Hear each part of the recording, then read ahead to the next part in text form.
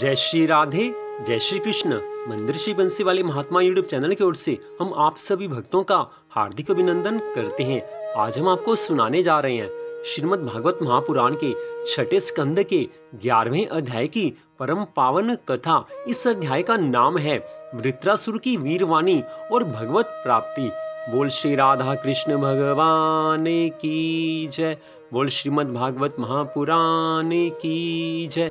पिछले अध्याय की कथा में आपने महर्षि दधीचि और देवराज इंद्र की कथा सुनी थी। अब उससे आगे की कथा श्री सुखदेव जी महाराज कहने लगे हैं। हे राजा परीक्षित, जब वृत्रासुर द्वारा इस प्रकार समझाने पर भी अनेकों दैत्य नहीं माने, तब वृत्रासुर ने बड़े क्रोध में भरकर इंद्र को ललकारते हुए कहा है कि हे इंद्र, युद्ध से विमुख व्यक्तियों को मारने से कुछ वीरता नहीं मानी जाती। पहले मैंने समस्त देवताओं को युद्ध में हरा करके भगा दिया था, अब मेरे साथी भाग भी गए तो क्या हुआ?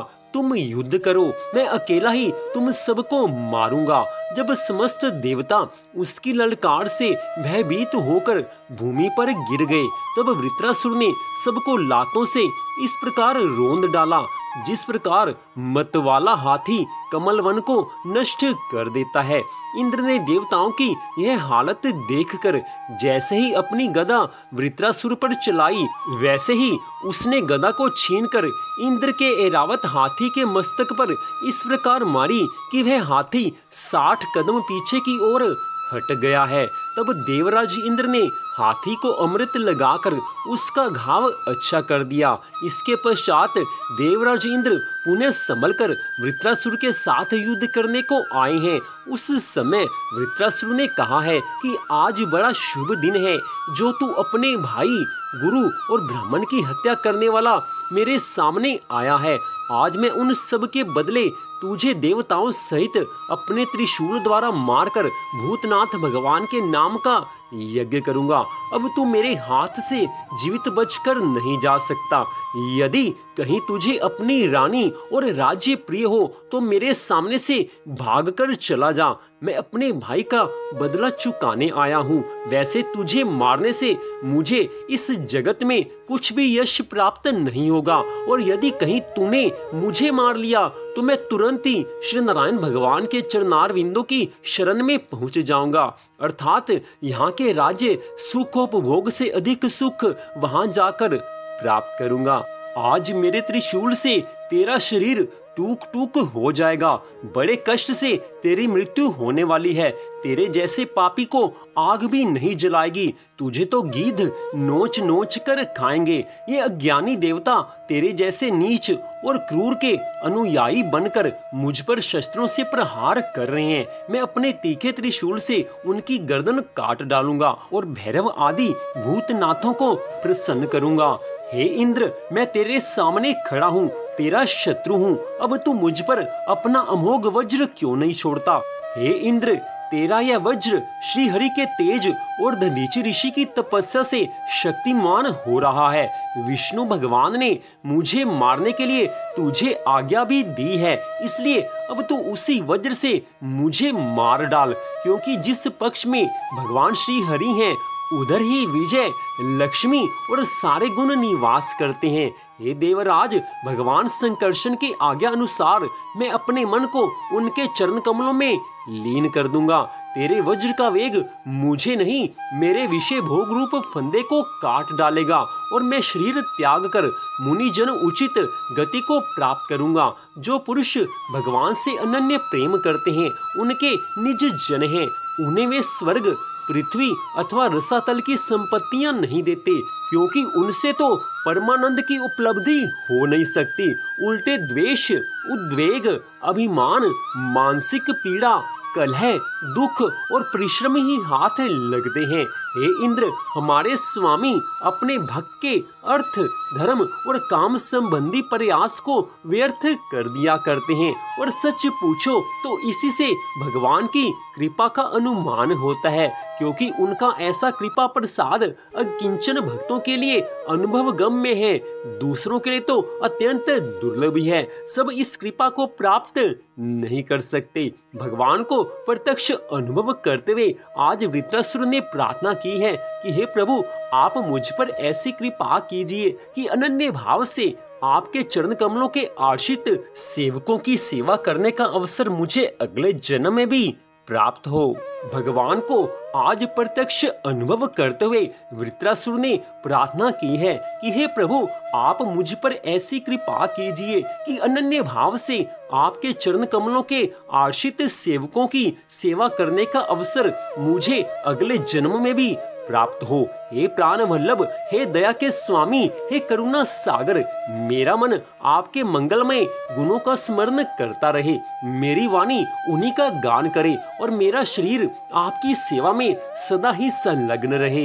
हे सर्व सौभाग्य निधे, मैं आपको छोड़कर स्वर्ग, ब्रह्मलोक, भूमंडल का साम्राज्य, रसातल का राज्य, योग की सिद्धियां और यहाँ तक कि मोक्ष को भी नहीं चाहता। जैसे पक्षियों के पंखहीन बच्चे अपनी माँ की बाट जोहते रहते हैं, जैसे भूखे बछड़े अपनी माँ का दूध पीने के लिए आतुर रहते हैं, और जैसे वियोगिनी पत्नी अपने प्रवासी प्रियतम से मिलने के लिए सदा उत्कंठित रहती है, वैसे ही हे कमल नयन, मेरा मन आपके दर्शन के लिए छटपटा रहा है। आपके चरणों की शरण में मैं आना चाहता हूँ। हे प्रभु, मैं मुक्ति नहीं चाहता हूँ। मेरे कर्मों के फल स्वरूप मुझे बार बार जन्म मृत्यु के चक्कर में भटकना पड़े, इसकी परवाह मैं नहीं करता, परंतु जहाँ जहाँ मैं जाऊँ, जिस जिस योनि में मेरा जन्म हो, वहाँ वहाँ भगवान के प्यारे भक्त जनों से मेरी प्रेम मैत्री बनी रहे। हे स्वामी, मैं केवल यही चाहता हूँ कि जो लोग आपकी माया से देह गेह और स्त्री पुत्र आदि में आसक्त हो रहे हैं, उनके साथ मेरा कभी भी किसी प्रकार का भी संबंध नहीं हो।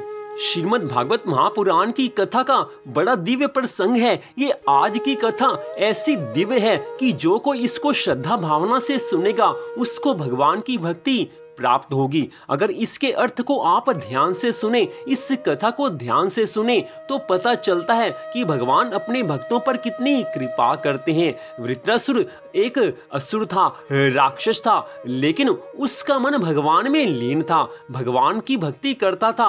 और कैसे कैसे सुंदर वचन उसने देवराज इंद्र को कहे हैं कि देवराज इंद्र स्वयं हैरान हो गए हैं, आश्चर्यचकित हो गए हैं कि वृत्रासुर ऐसी ज्ञान भरे वचन कैसे कह रहा है। बड़ी सुंदर कथा का वर्णन आज श्री सुखदेव जी महाराज ने किया है।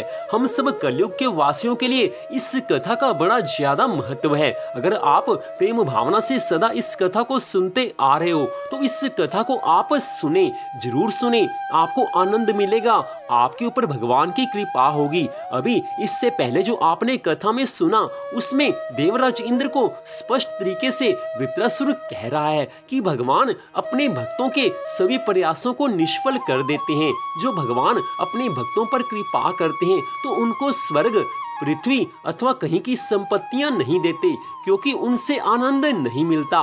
उनसे तो द्वेष, उद्वेग, अभिमान, मानसिक पीड़ा, दुख और परिश्रम ही हाथ लगते हैं। अर्थात उसने स्पष्ट कहा है कि संसार के सुख भगवान अपने भक्तों को नहीं देते। भगवान तो अपने भक्तों को भक्ति का आनंद देते हैं कि जिस आनंद को प्राप्त होने के बाद मनुष्य को और किसी चीज की अभिलाषा नहीं रहती। वो स्पष्ट कह रहा है कि हे प्रभु, हे मेरे भगवान, वृत्रासुर ने कहा है भगवान जी से प्रार्थना करते समय कि हे मेरे प्रभु, हे मेरे ठाकुर, मैं तो आपकी शरण में आना चाहता हूँ। जैसे पक्षियों के बच्चे होते हैं, अपनी माँ की राह देखते हैं कि कब माँ आएगी और हमें दाना पानी खिलाएगी। और जैसे भूखे बछड़े अपनी गाय माता का दूध पीने के लिए सदा आतुर रहते हैं, और जैसे वियोगिनी पत्नी जिसका पति कहीं बाहर गया हो, उसके दर्शन के लिए सदा उत्कंठित रहती है, हे प्रभु, ठीक वैसी उत्कंठा इस समय आपसे मिलने की मेरी हो रही है। आप मुझे अपना लीजिए। बड़ी सुंदर प्रार्थना वृत्रासुर ने की है कि ऐसी प्रार्थना तो आजकल के समय में कोई कर नहीं सकता। देवराज इंद्र भी भगवान की इतनी भक्ति नहीं करते होंगे, लेकिन वृत्रासुर ने आज भक्ति की पराकाष्ठा का सब वर्णन बता दिया है। वृत्रासुर ने भगवान की भक्ति की जो महिमा बताई है, जो उसके मन के भाव हैं, वो भगवान सब भक्तों को नहीं देते हैं। ऐसे सुंदर भाव हर भक्त के हृदय में नहीं आते। जिसके मन में ऐसे सुंदर भाव हैं, तो समझ लेना कि भगवान की उसके ऊपर अनंत कृपा हुई है। मनुष्य बार बार जन्म लेता है, 84 लाख योनियों में भटकता रहता है, उसके बाद मनुष्य का ये शरीर मिलता है, तब जाकर भी भगवान की भक्ति में उसका मन इतना लीन नहीं होता जैसा वृत्रासुर का भगवान में मन लीन हुआ है। आज की इस कथा को आप बार बार सुने। अगर आप भगवान की भक्ति प्राप्त करना चाहते हैं तो इस कथा को आप फिर दोबारा सुन लीजिए। इसमें कुछ लाइनें ऐसी हैं, कुछ शब्द ऐसे हैं जो कि कल्याण करने वाले हैं। वृत्रासुर ने जो कुछ देवराज इंद्र से कहा है और जो प्रार्थना श्री हरि विष्णु भगवान जी की वृत्रासुर ने की है, उसको सुनने मात्र से भगवान की अनंत कृपा मिलती है। वृत्रासुर तो भगवान का भक्त था और जो उसकी कथा को सुनेगा उसके ऊपर भगवान की कृपा होगी। और वृत्रासुर ने भगवान से मांगा तो क्या मांगा कि हे प्रभु, मैं मुक्ति नहीं चाहता, मेरे कर्मों के फल स्वरूप जहाँ जहाँ मुझे जन्म मिले मुझे इसकी परवाह नहीं है, परंतु जहाँ भी मेरा जन्म हो, जिस जिस योनि में मेरा जन्म हो, वहाँ वहाँ भगवान के प्यारे भक्त जनों से मेरा प्रेम बना रहे। हे प्रभु, ऐसी कृपा करना कि आपके भक्तों का संग मुझे मिलता रहे। कैसी सुंदर प्रार्थना वृत्रासुर ने की है, बड़ी सुंदर प्रार्थना है। जो उसके मन के भाव हैं, वो भाव सबके होते नहीं हैं। और साथ में क्या कहा है कि हे प्रभु, कभी भी संसार के विषय भोगों में फंसे हुए मनुष्यों के साथ मेरा संबंध नहीं जोड़ना। ऐसे मनुष्यों से मेरे को सदा दूर रखना जो संसार में माया मोह में स्त्री पुत्र धन संपत्ति में फंसे हुए। मेरे को तो केवल अपने भक्तों का संग देना ताकि मेरा जीवन सफल हो सके और आपके चरणों की शरण में सदा मैं रहूं। आज की इस कथा में आप ये देखिए कि हम भगवान से क्या मांगते हैं। हम भगवान की भक्ति करते हैं, लेकिन भगवान से संसार की सुख संपत्ति, संसार के भोग विलास मांगते हैं। संसार की सुख सुविधाएं हमारे मन में बनी रहती हैं कि हम भगवान की भक्ति करें और संसार के सारे सुख हमें मिल जाएं। हम यही प्रभु से डिमांड रखते हैं, यही प्रार्थना हम करते हैं। लेकिन वृत्रासुर ने आज समझाया है कि भगवान से कभी संसार की वस्तुएं नहीं मांगना।